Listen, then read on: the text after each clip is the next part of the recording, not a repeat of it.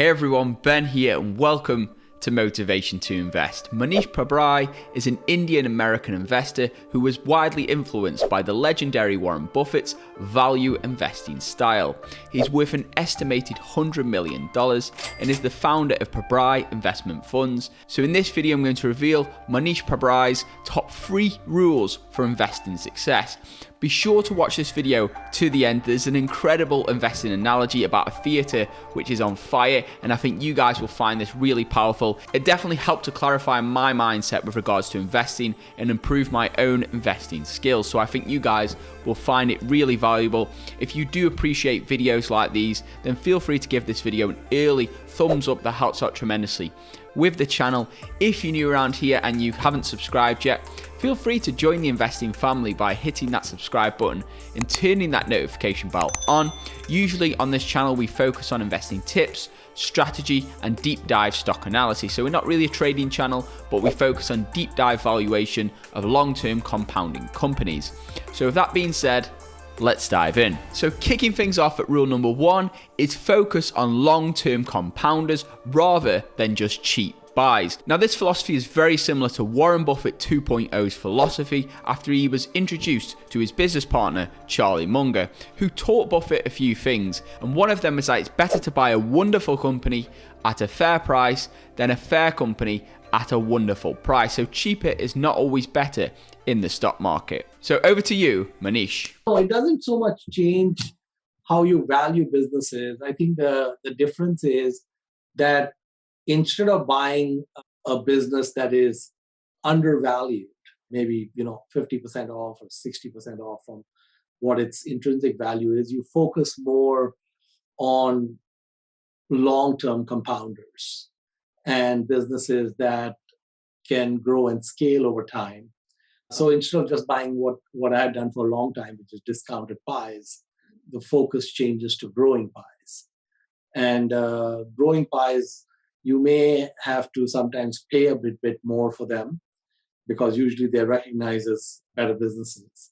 But in many cases, the end result is a lot better. On to rule number 2, and that's to invest internationally. Now, most people have what's called home bias, and they tend to overly invest in their own country, whereas you should invest as a percentage basis on the GDP that the country you're in makes up of the world GDP. But generally, wherever someone's living, they tend to invest 90% of their funds there. So this is what Mohnish talks about in this next clip. Over to you, Mohnish.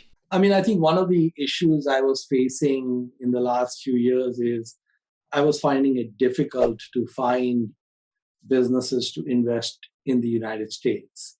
Things euphoric, and we may now be entering a period of uneuphoria, which is fine. But things seem to be priced to perfection or even overpriced, etc. in the case of some good businesses and some not so good businesses. And so I wanted to broaden out what I was looking at. And I could tell that there were some countries where just the entire market was cheap.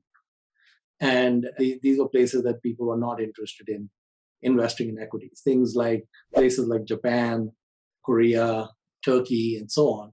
For example, I have a good friend in Seoul who's a very good fund manager. He's very well trained in the methods of Buffett, Munger, and Graham. Look at the things that he's investing in. Many of those things would be of interest to me. So I asked him if I could visit Seoul and if we could just go and visit all the companies in his portfolio. And he said, oh, that would be such a blast. So I made a few trips in the last few years to Korea. Usually they're week-long trips, and we usually end up seeing about 15 or 20 businesses. And they've been incredible learning opportunities. Like, for example, in this case, I was looking at whether I should clone things that they have done.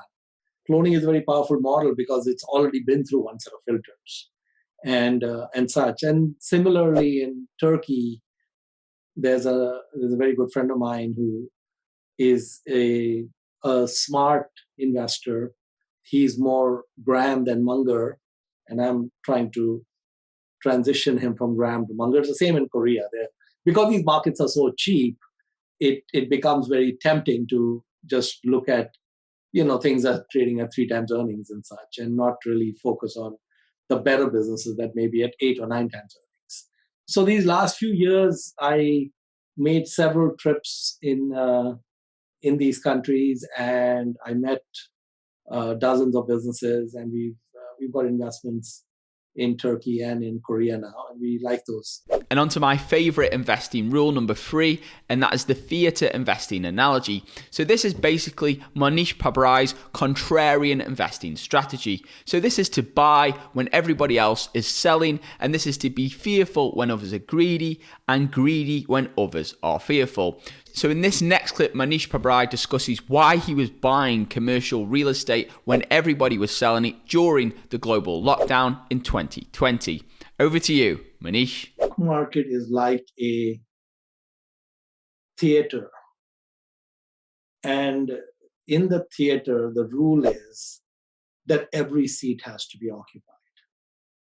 Or in other words, if there is a business and it has 10 million shares outstanding, every one of those shares has to be owned by somebody. There's no shares just sitting there with nobody. So the seats in the theater are fully occupied, and they always have to be fully occupied. And now there's a fire in the theater, or someone yells fire. So when you hear the word fire, you want to just get up from your seat and go to the exit.